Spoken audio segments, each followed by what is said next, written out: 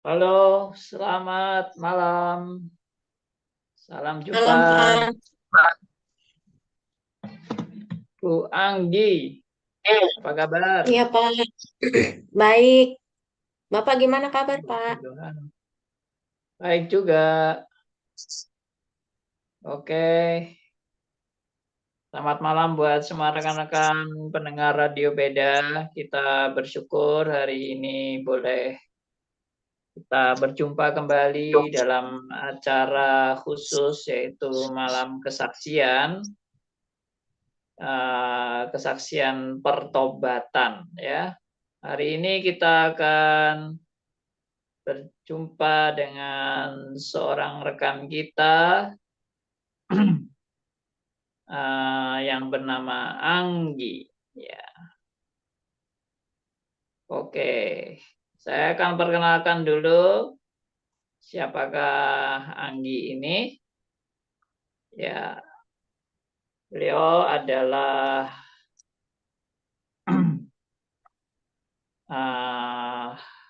istri dari seorang suami yang bernama Abednego. Beliau juga mempunyai 2 orang anak, 1 pria, 1 wanita, dan anaknya sekarang ini kelas 2 SD dan TK. Ya, tinggalnya di Balikpapan, bergereja di GRI Balikpapan. Nah, bagaimana kesaksian pertobatan dari saudari kita ini, Anggi? Shalom, selamat malam Pak Andi dan semua pendengar Radio Beda. Sebelumnya saya terima kasih Pak Andi dan kepada Radio Beda yang sudah kasih saya kesempatan untuk memberikan kesaksian iman saya. Kiranya ini bisa jadi berkat ya Pak buat kita semua dan Ya, membawa kemuliaan bagi Tuhan saja. Perkenalkan, nama saya Anggi. Saya berasal dari Balikpapan. Saat ini bergereja di GRI Balikpapan. Saya berasal dari keluarga besar non-Kristen yang dari kecil sudah dididik di dalam agama orang tua saya. Dulu sangat rajin karena di kepercayaan saya dulu itu sangat mementingkan amal perbuatan dan amalan-amalan lainnya. Jadi melakukan ibadah yang wajib maupun yang tidak wajib karena ya di kepercayaan saya dulu itu sangat mementingkan yang namanya amal perbuatan. Pengenalan saya dengan iman Kristen ini berawal dari dulu saya sering tukar pikiran dengan laki-laki yang sekarang ini jadi suami saya. Sebelumnya pemahaman saya akan iman Kristen itu adalah iman yang percaya manusia sebagai Tuhan, yang dimana itu sangat bertentangan dengan iman saya dahulu. Iman saya dulu itu percaya bahwa Tuhan itu Esa atau satu, tidak beranak, tidak diperanakan, dan yang sifatnya roh atau tidak berwujud. Dan di iman saya dulu juga percaya kalau Tuhannya orang Kristen itu hanya sebagai nabi. Jadi ketika dulu saya dan yang jadi suami saya sekarang ini, dulu kami sering bertukar pikiran, dan di dalam perjalanannya kami sering bicara tentang iman kami masing-masing. Dan nggak jarang sering terjadi perdebatan di antara kami. Dulu itu saya susah sekali terima pemahaman iman Kristen yang percaya Tuhan menjadi manusia. Lalu konsep bahwa dosa awal yang ada di dalam iman Kristen karena ya dalam pemahaman iman saya dulu itu semua anak, semua bayi, semua manusia lahir dalam keadaan suci, bersih dan tidak berdosa. Lalu susah sekali saya terima semua perbuatan baik kita itu ternyata bercela di hadapan Tuhan. Ya karena di iman saya dulu percaya bahwa perbuatanlah yang menyelamatkan kita. Dan kalau kita berdosa, kita menanggung sendiri dosa-dosa itu. Dulu juga saya itu sangat berusaha untuk menolak ajaran iman Kristen, tapi entah kenapa Selalu ada dorongan dalam hati saya untuk terus bertanya tentang gimana sih sebenarnya iman Kristen itu, apa yang dipercaya oleh orang-orang Kristen. Dulu semakin kuat saya coba tolak, semakin kuat juga dorongan untuk belajar tentang kekristenan. Lalu pelan-pelan ketika kami sering bertukar pikiran, saya sering bertanya sama suami saya dulu tentang iman Kristen. Tapi satu sih yang saya ingat dari perkataan suami saya itu, yang terus jadi renungan bagi saya waktu itu, dia tanya, kalau Tuhan itu maha tahu, Tuhan tahu nggak? Berarti dia kan tahu siapa yang akan selamat ataupun tidak. Nah, kalau Tuhan itu tahu, berarti keselamatan bergantung kepada siapa? Kepada Tuhan apa kepada manusia? Kalau memang bergantung pada amal perbuatan manusia, berarti keputusan Tuhan itu berubah-ubah. Masa iya Tuhan berubah-ubah? Nah, dari perkataan suami saya ini, saya tuh merasa terusik, lalu terus merenungkan kata-katanya, lalu pelan-pelan secara sembunyi-sembunyi saya mulai baca Alkitab, dengerin rekaman khotbah-khotbah yang ada di gereja. Waktu itu saya suka sekali dengerin khotbahnya Pak Andi, ada juga khotbahnya Pak Calvin Renata, Pak Joseph Israel, Pak Gito, Pak Bara, dan khotbah-khotbah Pak Tong. Lalu tiap hari itu juga saya dengar radio RMC, Pak. Tapi hati saya saat itu masih coba untuk terus menolak, karena saya mikirin bagaimana keluarga besar saya, terutama keluarga orang tua saya. Tapi dorongan untuk belajar iman Kristen ini juga nggak bisa saya tolak. Lalu saya mulai baca buku tulip. Nah, dari buku tersebutlah saya pelan-pelan disadarkan oleh Tuhan bahwa ternyata manusia itu sudah rusak total, sudah bobrok, dan tidak ada satupun perbuatan manusia yang baik di hadapan Tuhan. Dan manusia tidak bisa menyelamatkan dirinya sendiri.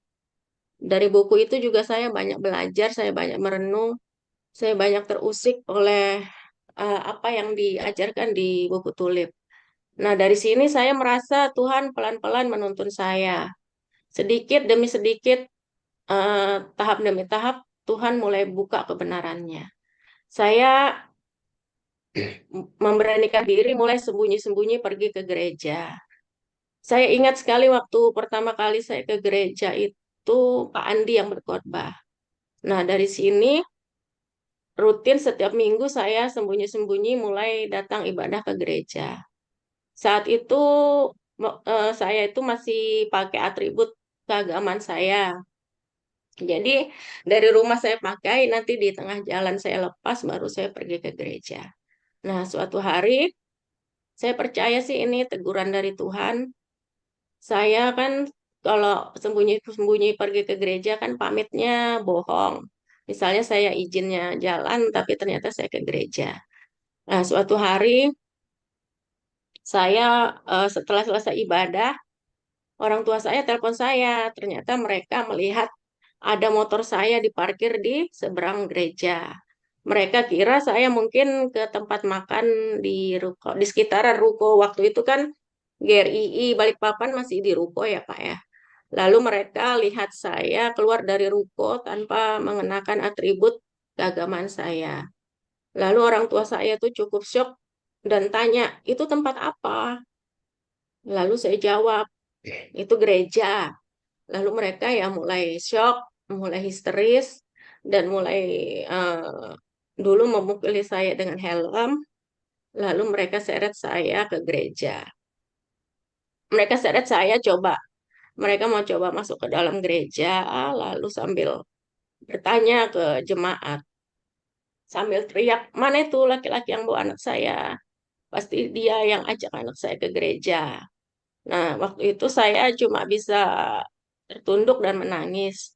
Tapi ya saya bersyukur saat itu jemaat GRI sudah mengetahui kondisi saya dan beberapa jemaat berusaha menenangkan orang tua saya. Lalu akhirnya saya dibawa pulang oleh orang tua saya dan saya ingat sekali ada salah satu jemaat Pak Abraham berkata, Anggi, tetap tenang, berdoa saja, tetap percaya kalau semua dalam rencana Tuhan. Lalu sampai di rumah, orang tua saya cuma bisa menangis, terutama ibu saya. Lalu sejak kejadian itu, saya tuh dilarang keluar rumah kecuali untuk kerja. Lalu mereka dulu itu mulai panggil pemuka-pemuka agama saya untuk membujuk saya tetap di agama saya yang dahulu. Saya juga dipaksa untuk ibadah bersama mereka. eh, dan kalaupun misalnya saya di kamar, pura-pura tidur nggak ikut ibadah sama mereka, dinding kamar saya digedor-gedor. Lalu kalaupun misalnya saya ibadah bersama mereka, saya melakukannya sangat-sangat terpaksa. Tapi ya saya pikir mungkin itu wajar ya Pak ya, karena ya namanya orang tua. Memikirkan itu memalukan bagi keluarga besar saya, apalagi di dalam keluarga besar saya tidak ada yang Kristen. Nah, sampai saya mungkin bagi mereka ya itu akan sangat memalukan kalau sampai saya pindah Kristen. Lalu sejak kejadian itu selama beberapa bulan, sekitar 2 atau 3 bulan, saya itu nggak bisa pergi ke gereja karena gerakan saya sangat dibatasi oleh orang tua saya. Mereka itu dulu sangat-sangat berusaha supaya saya tetap pada iman saya. Lalu saya berpikir, saya merenung, saya bergumul, tidak bisa saya begitu terus. Ada masa di mana saya cuma bisa berlutut di hadapan Tuhan, cuma bisa menangis dan bilang, Tuhan, aku pasrahkan, terserah Tuhan saja. Lalu saat itu saya benar-benar bergumul, bagaimana dengan orang tua saya, bagaimana nasib saya. Lalu saya akan diapakan kalau saya benar-benar masuk Kristen. Tapi saat itu yang sekarang jadi suami saya dan jemaat benar-benar membantu menguatkan saya. Dan suami saya berkata kalau memang Tuhan memilih kamu, Tuhan pasti pelan-pelan akan tuntun dan beri keberanian. Jangan jadi abu-abu. Kalau kamu memang sudah percaya kepada Tuhan Yesus, nyatakan imanmu. Lalu saya sungguh-sungguh bergumul, saya bulatkan tekad saya untuk tidak lagi menyembunyikan iman saya karena saya sudah benar-benar menerima Tuhan Yesus sebagai Tuhan dan Juru Selamat saya. Lalu puncaknya itu Pak, pada saat ada kegiatan retreat GRI yang diadakan di Tawangmangu, Solo. Itu sekitar 10 tahun lalu, tahun 2013 atau 2012. Saya sudah tidak bisa lagi menyembunyikan iman Kristen saya. Lalu saya memutuskan, saya pergi dari rumah dengan meninggalkan surat untuk orang tua saya. Saya mengatakan permohonan maaf karena saya sudah menjadi Kristen dan menerima Tuhan Yesus. Saat itu saya pergi ke Solo untuk ikut retreat. Saya nekat pergi, bawa sedikit aja baju bersama jemaat dari Balikpapan yang juga pergi ikut retreat.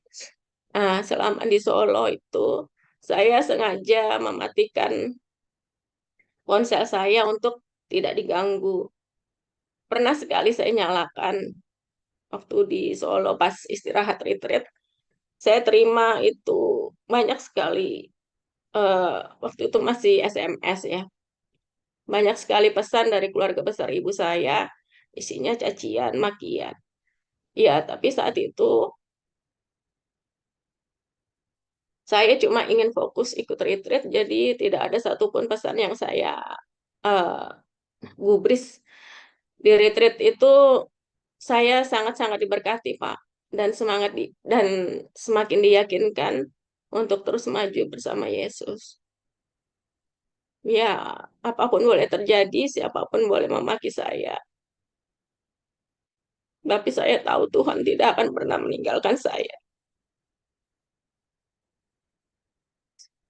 Lalu pulang dari retreat itu, saya jujur masih takut ketemu orang tua saya. Tapi Tuhan kuatkan saya. Saya pulang ke rumah. Waktu itu kalau asal ingat, terus eh, hari raya agama saya dulu pas retreat itu. Jadi mereka masih merayakan hari besar. Saya pulang ke rumah, orang tua saya cuma menangis, menangis dan masih berusaha terus untuk membujuk saya agar tetap pada iman saya yang dulu.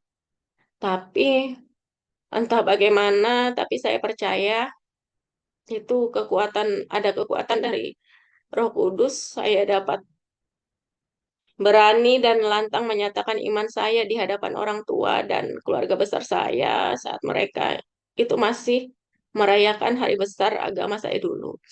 Nah, setelah kejadian itu saya mulai terang-terangan Pak pergi ke gereja. Walaupun intimidasi masih terus ada. Entah saya dicaci, eh pernah juga beberapa kali kalau saya di kamar, dinding kamar digedor-gedor, ditinggalkan teman-teman saya, tapi ya saya tetap teguh untuk terus maju bersama Tuhan.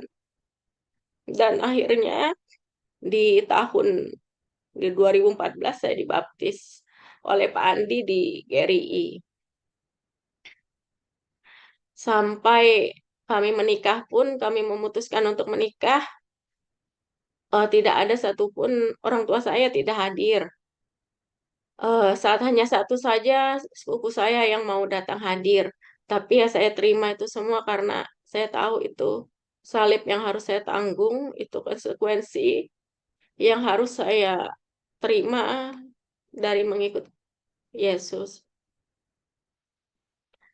Satu ayat dari Yohanes 15 ayat eh, 19 yang berbunyi, sekiranya kamu dari dunia, tentulah dunia mengasihi kamu sebagai miliknya. Tetapi karena kamu bukan dari dunia, melainkan aku telah memilih kamu dari dunia, sebab itulah dunia membenci kamu.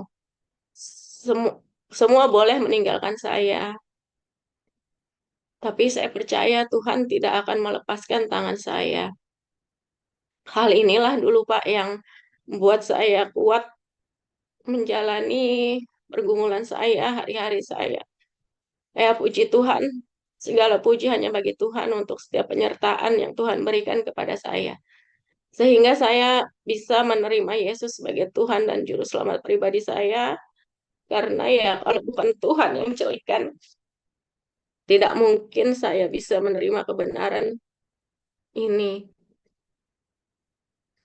Saya juga bersyukur Pak, Tuhan sangat memakai Pak Andi menuntut saya mengajarkan kebenaran firman-Nya dan dengan setia dan juga kepada jemaat GRI Balikpapan yang waktu itu eh, sangat memberikan dukungannya, doanya di masa-masa pergumulan berat saya dulu. Terutama Pak Irwan Hung yang dulu itu sebagai gembala di GRI Balikpapan. Ya, ini Pak, kesaksian perjalanan iman saya, Pak. Terima kasih Pak Andi. Radio Beda yang beri saya kesempatan ini kiranya jadi berkat, kemuliaan hanya bagi Tuhan. Kiranya kita semua dimampukan, Pak, untuk terus setia mengikut Tuhan apapun yang terjadi pergumulan dalam hidup kita. Terima kasih Pak Andi. Saya mohon maaf bila kesaksian ini agak terbata-bata karena setiap kesaksian saya agak merasa gentar mengingat lagi penyertaan Tuhan. Mohon maaf juga kalau ada yang pihak-pihak yang mungkin tersinggung, tidak ada maksud dari kami demikian. Akhir kata, Soli Deo Gloria, tolong bantu untuk terus doakan agar saya bisa terus setia, terus bisa jadi kesaksian hidup yang baik di tengah-tengah keluarga besar saya, dan semoga suatu saat ada keluarga saya yang juga Tuhan tobatkan. Amin. Amin. Terima kasih Bu Enggi untuk Bu Anggi ya, Bu Anggi untuk kesaksiannya. Kita boleh melihat bagaimana tangan Tuhan menangkap domba yang tersesat untuk kembali ke kandang gembala yang baik. Oke, nanti ada kesempatan teman-teman boleh bertanya jawab dengan saudara Ibu Anggi ya. Dan di sini juga ada teman-teman yang ya sama lah ya, perjalanannya sama dengan Anggi yang dari agama seberang dan akhirnya bertobat mau menerima Yesus sebagai Tuhan dan Juru Selamat. Oke, mungkin saya pendahuluan ya. Apakah penyebab utama tadi sudah disaksikan dengan panjang lebar, tapi mungkin lebih fokus. Apakah penyebab utama Anggi ini kok sampai terdorong mau percaya kepada Kristus? Penyebab utamanya apa? Mungkin tadi cerita begitu panjang, mungkin rekan-rekan juga perlu ya untuk penekanan terhadap ini. Yang paling mendorong Anggi untuk mau percaya kepada Yesus itu hal apa? Silakan. Ya, sebenarnya bertahap sih Pak, Tuhan membukakan kebenarannya. Tapi mungkin eh, kayak di kepercayaan yang sebelumnya kan percaya bahwa perbuatan baik dapat menolong segala macam. Lalu setelah itu saya banyak diskusi sama suami saya itu, eh, kalau misalnya memang perbuatan baik dapat menolong, seberapa banyak perbuatan baik yang bisa kamu lakukan. Lalu dari buku itu juga saya disadarkan, buku tulip, manusia ya sudah bobrok, nggak bisa dengan kemampuannya sendiri mengenal Tuhan. Eh, dari situ saya mulai ini sih Pak, dicelikkan hanya dengan melalui percaya kepada Yesus saja kita bisa mengenal Allah yang benar, bisa mengerti bahwa kita ini sudah berdosa, tidak bisa mengenal Allah dengan baik. Hanya dengan percaya kepada Yesus dan melalui Yesus sajalah kita bisa mengenal Tuhan yang benar. Begitu sih, Pak. Oke, jadi Anggi nggak ada ya pengalaman-pengalaman spektakuler, misalnya melihat sinar atau wajah Yesus yang putih dan jubahnya ya didatangi Kristus, atau ada apa hal-hal ajaib-ajaib yang mengherankan gitu. Anggi nggak mengalami itu ya. Enggak, Pak, enggak pernah. Makanya saya bilang bertahap sih, Pak. Ya. Saya pun juga berusaha untuk tidak mau percaya, tapi kok ada dorongan untuk terus belajar, untuk terus cari tahu, untuk terus bertanya. Tapi kalau yang kayak spektakuler, yang aneh-aneh gitu, enggak sih, Pak. Oh, oke. Lalu bagaimana iman Anggi ini terhadap sosok Kristus itu? Kan dulunya Anggi menganggap Kristus itu hanya nabi. Lalu bagaimana beralih itu dari Anggi merasa itu manusia biasa atau hanya nabi saja, kok sampai Anggi bisa menerima bahwa Kristus itu adalah Allah yang menjadi manusia. Iya, saya ini Pak, mulai belajar di STRIS tentang Allah Tritunggal.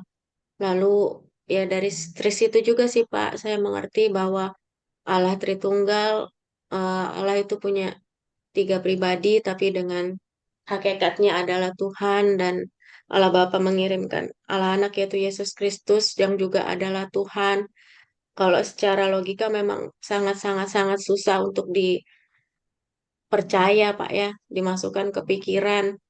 Kok ngapain Tuhan repot-repot masuk ke dunia menyelamatkan kita? Kalau dia mau nyelamatinnya nyelamatin aja. Tapi ya itu Pak, sekali lagi pelan-pelan Tuhan step by step Tuhan bukakan, Tuhan ajarkan melalui STRIS, melalui RMC, melalui khotbah-khotbah Bapak, rekaman khotbah pendeta yang lain juga. Ya dari situ Tuhan bukakan sih Pak. Oke. Jadi nggak ada kejadian wah gemeter-gemeter gitu ya, lalu kesetrum gitu nggak ada ya. Enggak, enggak. Oke, oke. Baik ya. Jadi ini pertobatan Anggi ini melalui suatu proses yang cukup panjang dan Anggi itu begitu rajin belajar terus. Saya juga dapat bocoran ya dari beberapa teman yang di Balikpapan tuh, wah Anggi itu hampir setiap hari ke gereja ya. Tujuannya apa ke gereja? Ternyata diam-diam dengar kaset khotbah ya, Iya dengar Pak, kan dulu khotbah-khotbah. waktu masih di ruko itu disimpan rekaman-rekaman khotbah. Sebenarnya kan katanya tuh nggak boleh dibawa pulang. Cuma saya minta tolong dikopikan ke flash disk biar saya bisa dengar. Ya sudah, jadi karena dulu awalnya nggak boleh, jadi saya setiap hari ke gereja dengerin. Tapi habis itu minta tolong, bisakah dikopikan? Jadi sambil kerja atau di rumah saya bisa dengerin lagi. Tapi yang sangat membantu RMC sih dulu Pak. Setiap pagi saya dengarkan. Karena RMC kan online, jadi bisa di mana aja saya dengarkan. Ya, Terus Tris juga sangat-sangat memberkati saya sekali. Semua doktrin itu saya ikuti dulu. Gitu Pak. ya. Saya dengar dari pengakuan suaminya Anggi bilang, wah maaf Pak, kami dulu terpaksa mencuri khotbahnya Bapak. Iya Pak, karena kan Mengkopi memang ya. nggak boleh di copy. Cuma saya minta mohon-mohon sama admin gereja dulu. Ayolah Mbak, saya mau denger di rumah. Ya, Gitu. Jadi ya sudah, pelan-pelan baik. saya ambil semuanya. Jadi kalau Masih kita ada. lihat ya, bagaimana kerinduan Anggi ini yang luar biasa ya, berapi-api luar biasa untuk rindu terus belajar dan mendengarkan khotbah-khotbah yang menguatkan Anggi ya. Dan khotbah-khotbah yang Anggi dengar itu ya khotbah-khotbah yang dikhotbahkan nama Mbak Tuhan di Balikpapan ya, betul ya.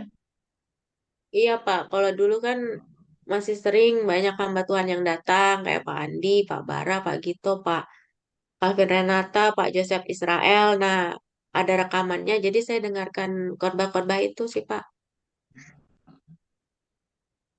Baik. Apakah tidak ada wah satu khotbah yang wah membuat Anggi klik begitu dari keras hati terus tiba-tiba melunak begitu. Apakah ada momen itu? eh Kalau itu nggak ini sih Pak, Enggak maksudnya ya. saya tuh kayak Jadi dibikin pengen penasaran terus gitu nah Pak, pengen dengar hmm, terus, apalagi sih masa sih iya, masa sih, terus ya jadi hampir setiap hari itu Pak saya dengarkan, cuma ya hampir semua khotbah sih Pak, mencelikkan hmm, pelan-pelan dicelikan, pelan-pelan dibukakan. oke oke baik. Mungkin saya mau apakah Pak Abednego-nya ada di sebelah? Ada Pak. Oh iya. Mungkin Pak Abednego mau Silakan. menambahkan sesuatu untuk ini meneguhkan kesaksian Anggi ini dulu bagaimana itu waktu masih pacaran itu kan beda agama itu apa Pak Benego ini tidak ragu-ragu ini jangan-jangan saya salah pilih ini. Ya, selamat Silakan Pak. malam Pak Andi. Malam-malam. Eh, apa ya? Saya ngelihat sih waktu kami kan di kantor itu dulu hanya dibatasi sama triplek ya. Jadi kami berdepanan gitu posisinya. Jadi sepanjang di kantor itu berdebat terus memang Pak. Anggi ini orangnya ini kepo gitu Pak. Jadi keponya luar biasa gitu. Saya sampai muyak gitu ngeladeninnya gitu.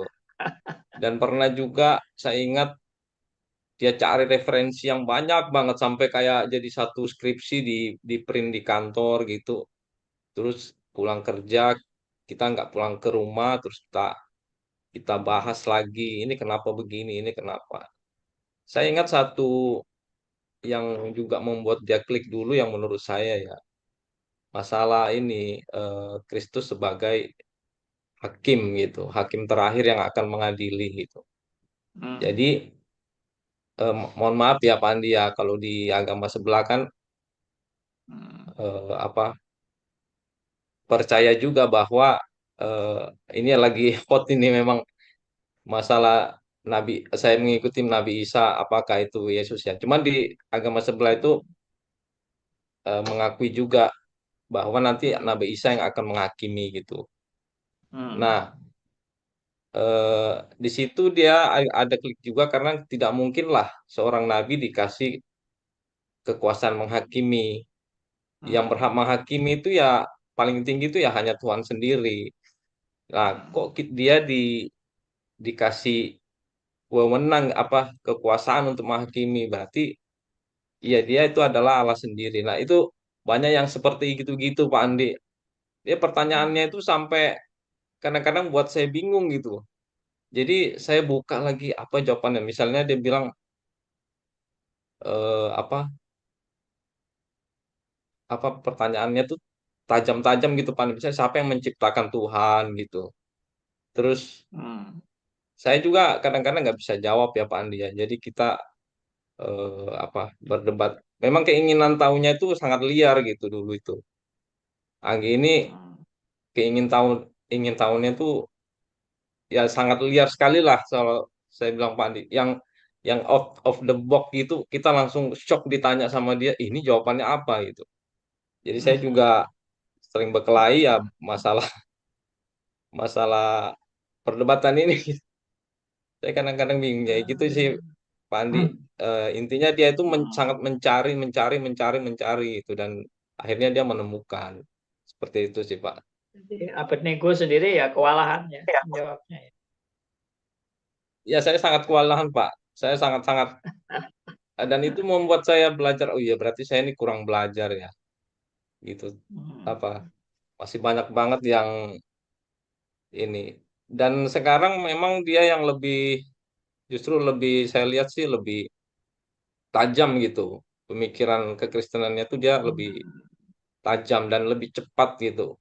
Atau dia ada ya karunia di situ kali ya. Itu kalau saya sih ya biasa aja Pak Andi. Itu enggak ini. Oke, baik. Itu. Ya, terima kasih Pak Benego untuk tambahan kesaksiannya. Satu lagi saya mau tanya, selama Anggi udah bertumbuh sampai hari ini, lalu Anggi melihat kekristenan yang ya orang kan biasa ya. Dulu kalau lihat dari luar tuh, wah Kristen tuh luar biasa, Kristen tuh begitu hebat, kasihnya luar biasa dan sebagainya. Tapi setelah terjun menjadi orang Kristen kurang lebih mungkin 10 tahun ya menjadi orang Kristen. Itu Anggi nggak kemudian melihat wah Kristen ini ternyata juga banyak ke banyak kelemahannya, banyak kekurangannya, atau bahkan banyak kebobrokannya. Lalu apa Anggi nggak ada kekecewaan gitu sehingga wah, jangan-jangan saya ini salah masuk ini. Nah, seperti itu. Kira-kira bagaimana? Iya, kalau kekurangan, kalau lihat dari manusianya sih pasti banyak ya Pak ya. Konflik-konflik pasti ada di antara jemaat. Pasti ada namanya, kita juga masih manusia yang berdosa, pasti masih ada kekurangan. Tapi ya kita jangan melihat manusianya sih Pak kalau saya. Kita tetap lihat kepada Tuhannya, kepada firman kebenarannya. Jadi jangan itu Pak, jangan melihat kepada manusianya, tapi lihat kepada Tuhannya. Selama yang diajarkan adalah firman yang benar, ya kita melihat kepada firman-Nya saja Pak. Kalau melihat kepada manusianya pasti ya akan kecewa terus. Itu sih kalau saya Pak.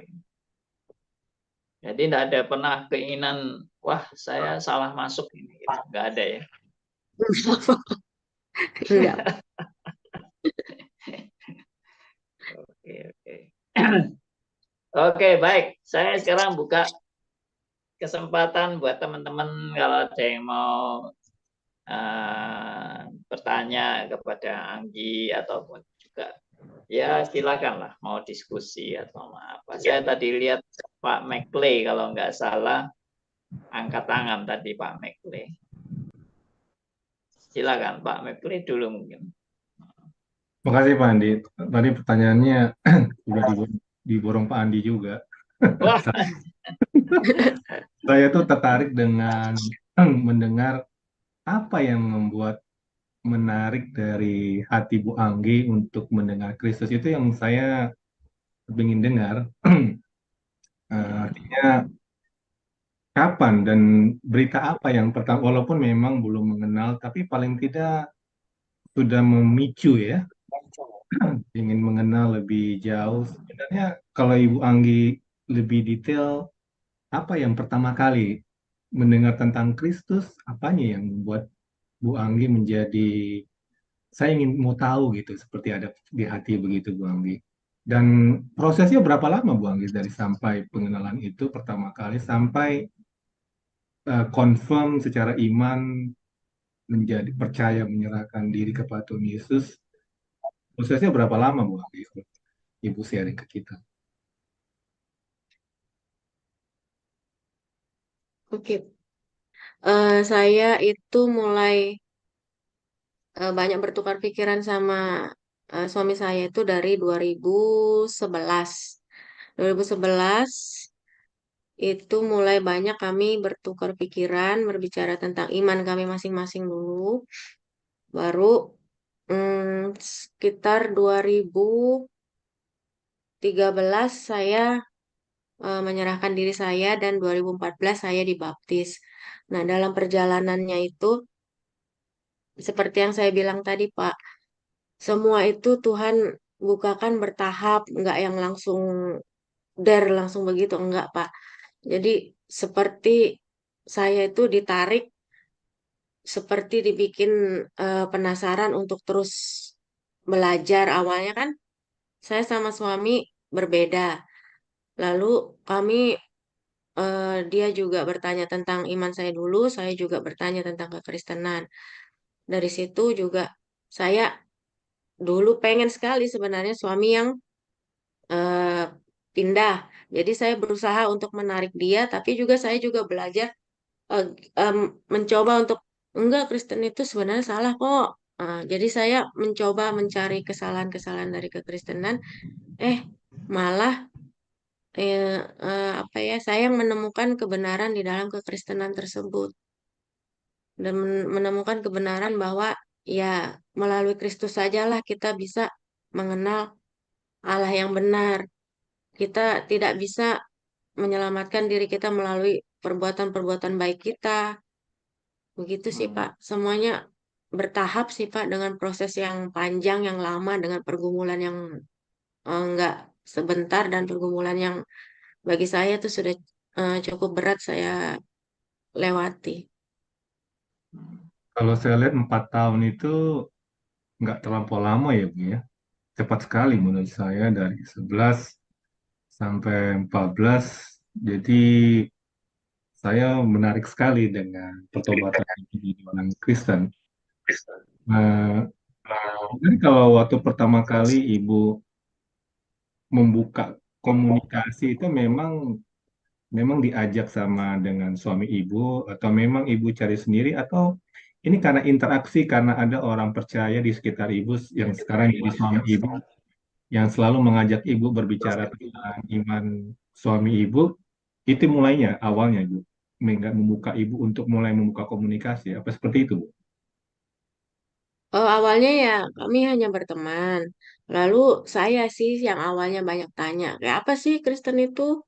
Kan itu manusia, kenapa kok kalian sembah sebagai Tuhan? Awalnya gitu sih, Pak. Lalu ya mulai saya banyak bertanya tentang kekristenan. Gitu, Pak. Oke, jadi ibu selama ini melihatnya karena kenapa orang Kristen menyembah Tuhan Yesus, padahal itu hanya seorang manusia itu yang awalnya menjadi awal ibu keingintahuan ibu ya pertama kali ya. Iya, Dan itu tidak iya, gampang ya. Pak. Dan ibu tidak gampang terima ya. Mm. Nah sekarang ibu dengan sudah menikah, bagaimana hubungan ibu dengan orang tua yang mas dulu yang menentang ibu? Apakah ibu sudah mereka menerima ibu sudah berdamai dengan ibu? Kalau orang tua saya dulu pas kami menikah, mereka tidak datang. Setelah itu mereka mulai buka komunikasi pas saya hamil anak. Itu mulai komunikasi, lalu saya melahirkan anak pertama. Mereka mulai mau datang ke rumah saya, tapi awal-awal hubungan kami tidak seperti dulu. Ada jarak pasti ya Pak ya. Lalu enggak lama 2018 Bapak 2016 itu Bapak saya mulai sakit, dia mulai cuci darah dan itu di situ dia mulai agak melunak. Baru di 2018 bapak saya sudah meninggal. Sekarang tinggal mama. Tapi saya lihat sih dulu itu kalau setiap ada permasalahan pasti saya kayak disalahkan. Misalnya, oh, ini semua kan gara-gara kamu pindah. Jadi kita ini semua begini gitu sih Pak. Tapi sekarang mama itu mulai sudah mulai terlihat biasa. Tapi kalau agak dipicu sedikit pasti beliau mengungkit lagi yang dulu-dulu gitu Pak. Baik Bu Anggi, terima kasih nih Bu Anggi. Ceritanya apa kesaksian yang bagi saya luar biasa sekali ya. Semoga ibu Iya juga Pak. ada keluarga ibu yang ibu doakan terus bisa ibu perkenalkan Tuhan Yesus juga ya Bu ya. Sebagai jalan. Iya Pak, amin. Terima kasih Terima Bu kasih Anggi. Pak. Iya terima kasih Pak. Tuhan berkati. Ya, baik. Kita bisa bisa simpulkan ya bahwa kalau Tuhan itu sudah mau menangkap seseorang, ya nggak bisa lepas ya dari panggilan Tuhan itu. Jadi ada dorongan yang begitu kuat untuk terus mencari ya. Awalnya itu dari mungkin Bu Anggi sama Pak Abenego itu berkelahi terus dulu ya. Nah, itu awalnya itu. Dimulai dengan perdebatan, perkelahian. Akhirnya sampai kepada ya menemukan jalan kebenaran ya. Itu sesuatu yang luar biasa. Oh, Saya bukan mengikuti suami saya. Saya mengikuti Tuhan Yesus. Bukan karena suami saya, jadi saya masuk Kristen. Karena dalam prosesnya pun kami mengalami juga yang namanya putus sebanyak 2 kali. Jadi tidak semudah itu sebenarnya saya memutuskan untuk masuk Kristen. Bukan karena laki-laki yang saya kenal ini Kristen, jadi saya memilih untuk masuk Kristen biar bisa bersama dengan dia. Enggak begitu. iya, iya, iya. Jadi kalau saya lihat pergumulan dari Anggi, justru dia itu mendebat terus itu. Pak Abednego itu didebat terus. Makanya Pak Abednego tadi bilang sampai kewalahan itu sampai Katanya pertanyaannya itu pertanyaan yang liar ya, atau bertubi-tubi habis-habisan, sampai Pak Benego pun kewalahan dan merasa, wah saya perlu belajar lebih banyak lagi nih untuk menghadapi Anggi ya. Ya, itu juga pasti ya, ada kepingin tahu, ada apa, menuntut jawaban-jawaban yang benar menurut firman. Itu suatu dorongan yang luar biasa sekali. Saya yakin orang Kristen pun itu mungkin tidak pernah bertanya seperti pertanyaan-pertanyaan Anggi ya. Sayangnya pertanyaan Anggi waktu itu nggak ditulis ya, mestinya ditulis pertanyaan-pertanyaan apa saja yang Anggi pernah utarakan ya, supaya nanti belum tentu yang ikut series ini bisa menjawab, belum tentu. Jadi itu pertanyaan-pertanyaan yang mungkin memang bukan hanya Anggi saja yang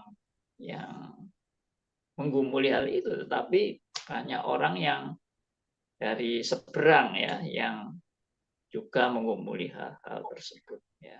Jadi coba Pak Benego sama Bu Anggi ini mengingat-ingat kembali ya, pertanyaan apa saja yang dulu diutarakan itu, dan yang Bu Anggi ini kepingin tahu kenapa kok seperti ini. Antara lain seperti tadi, Yesus itu manusia kok dianggap Allah itu bagaimana ya, itu salah satunya.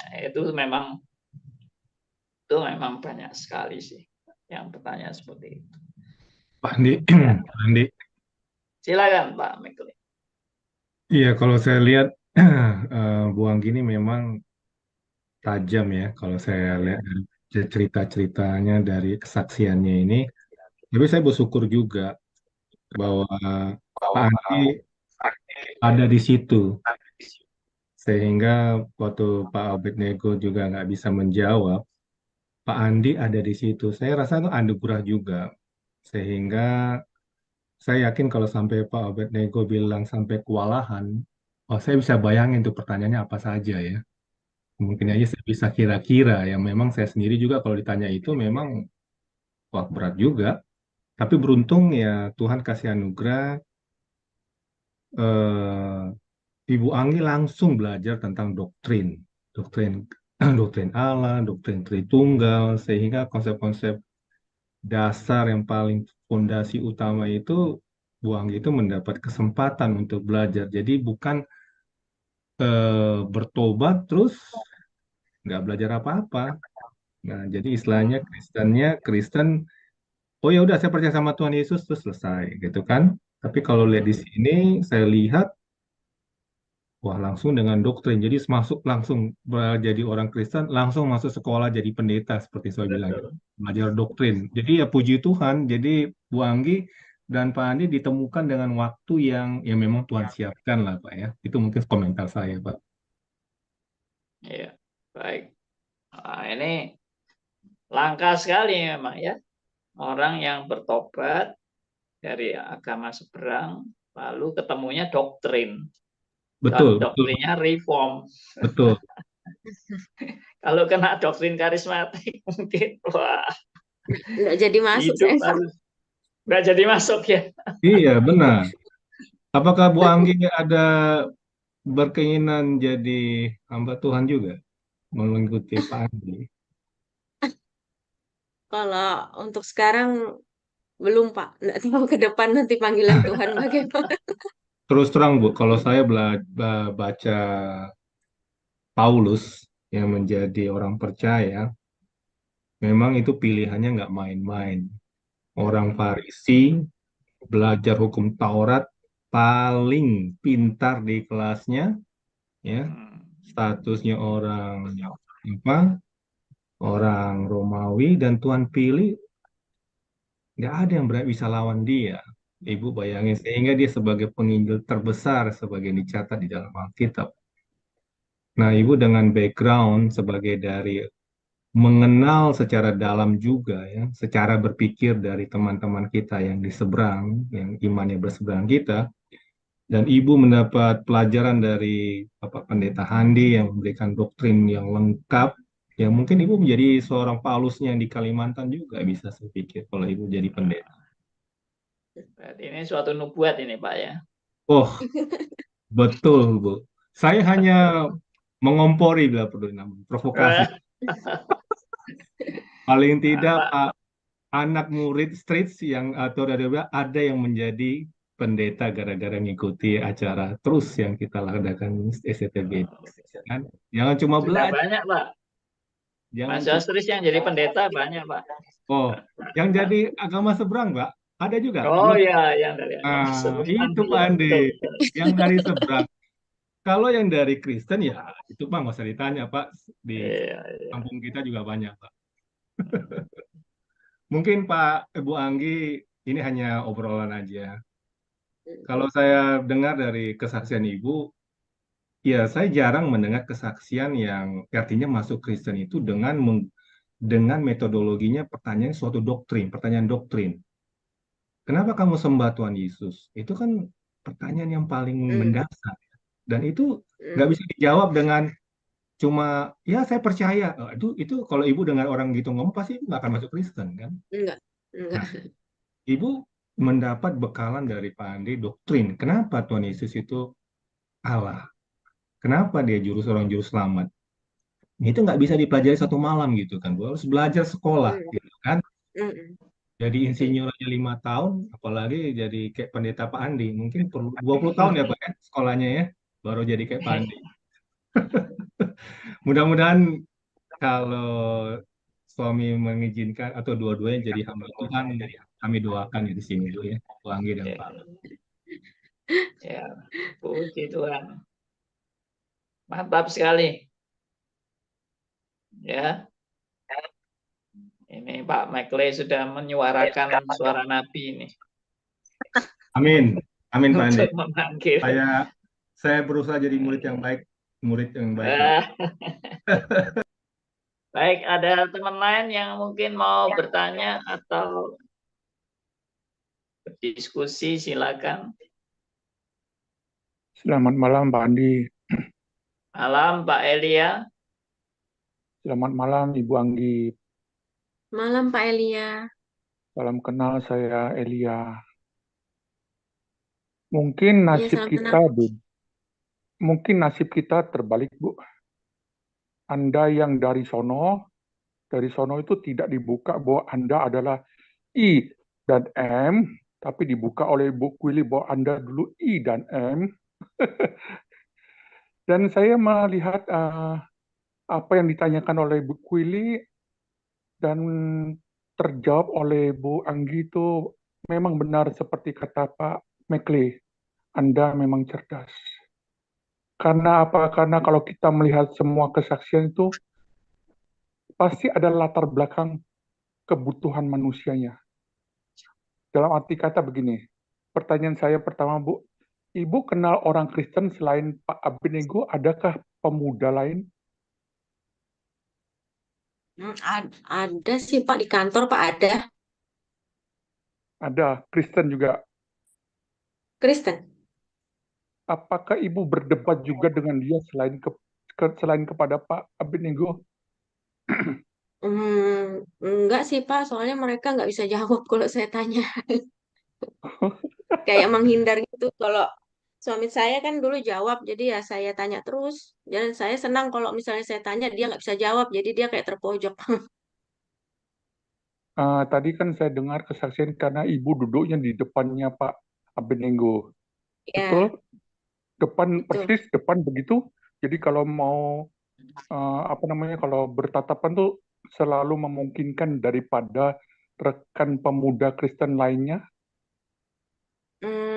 Iya, tapi kami ini sih Pak, pas terpisah kayak apa sih kalau di tempat kerja itu kayak ada dinding pembatasnya sih Pak. Dan Ya, dia di juga sekat- lebih sering di gudang karena dia kan dulu orang safety. Saya di kantornya. Ya, ini saya sebetulnya sudah dari pertama sudah mau bertanya, ternyata pertanyaan saya juga sudah ditanyakan oleh Pak Andi, kemudian sudah ditanyakan oleh Pak Mekle, jadi saya kehabisan pertanyaan, cuma mempertajam saja. Kalau Anda tidak ada pemuda lain Kristen, apakah Anda akan tetap menjadi Kristen dan tidak memilih Pak Abednego? Dalam arti kata gini, apakah Pak Abednego itu sebagai bonus Anda?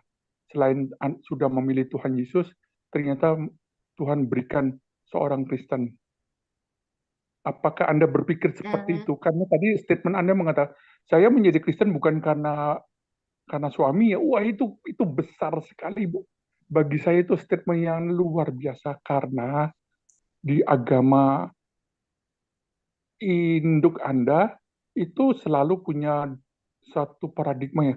Kalau lu mau kawin dengan anak gua, lu harus masuk ke kita gitu. Itu sudah merupakan satu tren resmi, dan apa namanya, upah itu besar sekali. Ternyata ini terbalik dengan yang saya sering dengar.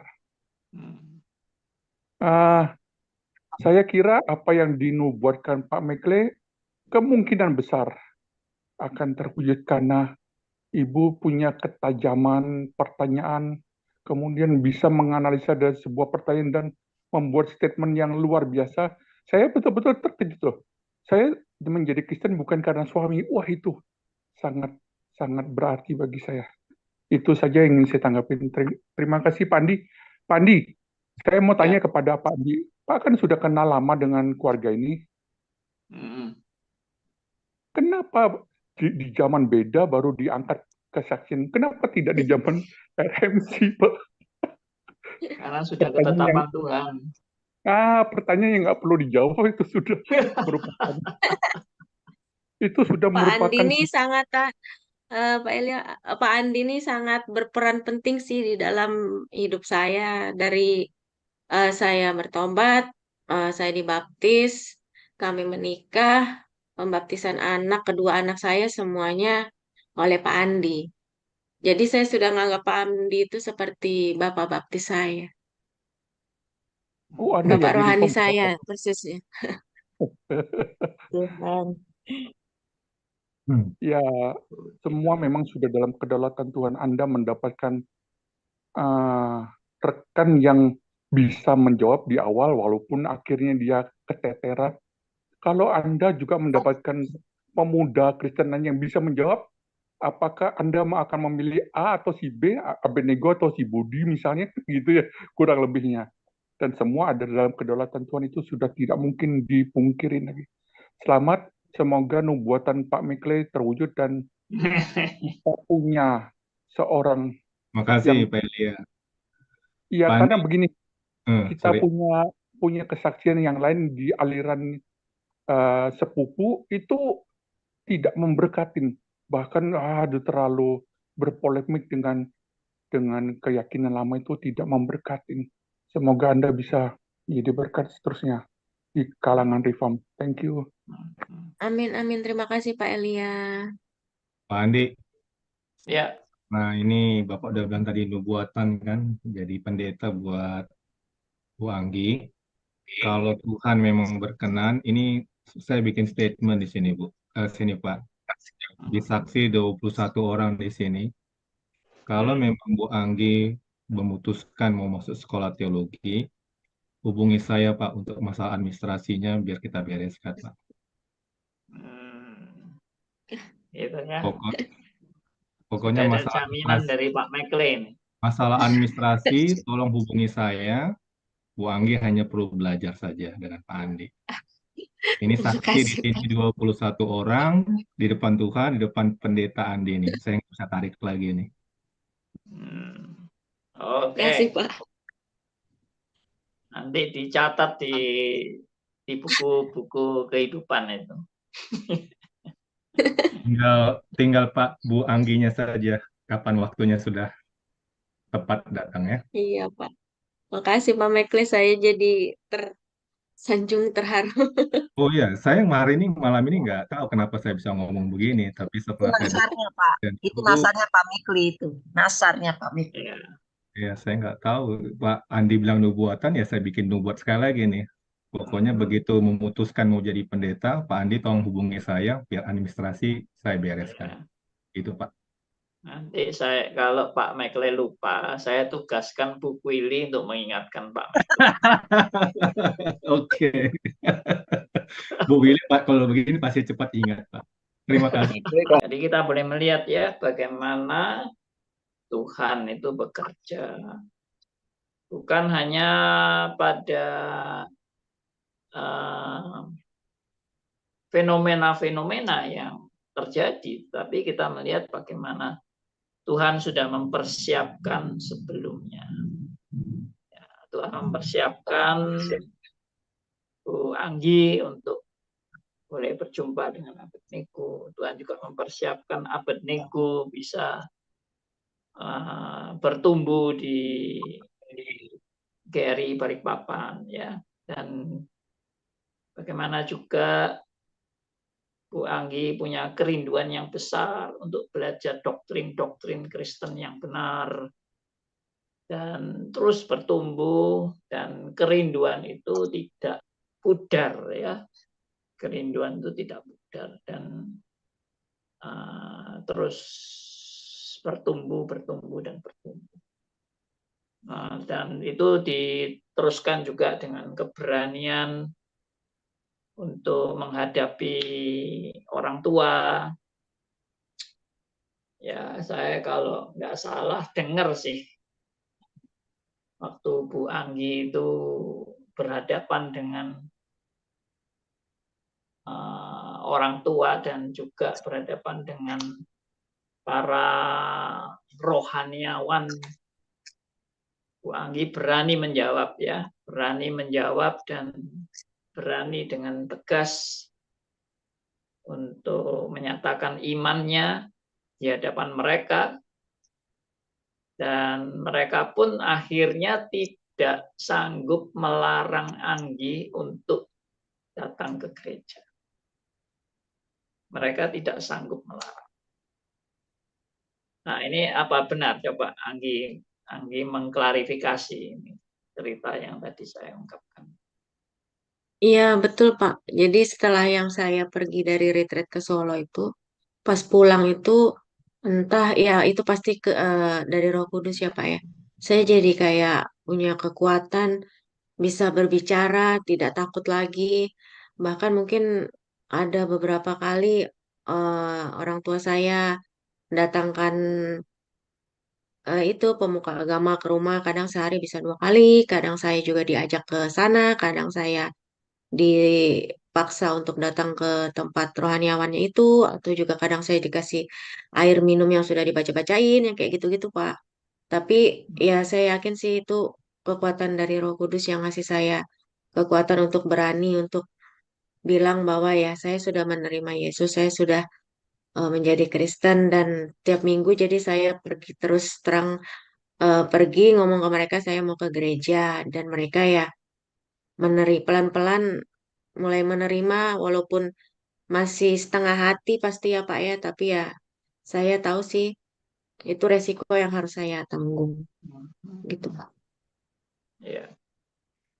Pertama kali saya dengar Anggi didatangi orang tua waktu itu masih baru awal-awal itu ya, didatangi orang tua di gereja, lalu sampai dipukul sama helm, lalu wah, semua jemaat juga terkejut ya. Itu saya memang ada kekhawatiran, waduh, habis ini Anggi ini benar-benar mengalami kesulitan yang amat sangat besar di keluarganya, ya. Saya cuma bisa berdoa aja, ya. Saya mohon Tuhan beri kekuatan pada Anggi menghadapi semua ini. Ternyata, wah, jawaban Tuhan luar biasa juga ya, memberi kekuatan pada Anggi. Waktu itu saya kan bolak-balik itu Surabaya, Balikpapan, jadi saya bukan hanya punya cabang di Balikpapan ya, cabang kami juga banyak waktu itu, ada di Solo, ada di Gra Family, juga Saya juga keliling proksif di mana-mana. Jadi ya enggak bisa rutin memang ketemu. Ya, ketemunya ya hanya waktu-waktu tertentu aja. Tapi ya ini menunjukkan juga ya bahwa pemeliharaan Tuhan itu yang menjamin Anggi yang sudah dipilih itu terus dipelihara, dituntun, dibimbing, dan sampai benar-benar menjadi pengikut Kristus yang berkomitmen ya. Oke, puji Tuhan. Sedikit Pak Andi kalau boleh. Ya, silakan. Dua pertanyaan terakhir. Pak, apakah Balikpapannya Pak Andi itu setelah dari distrik Denpasar Bali, Pak?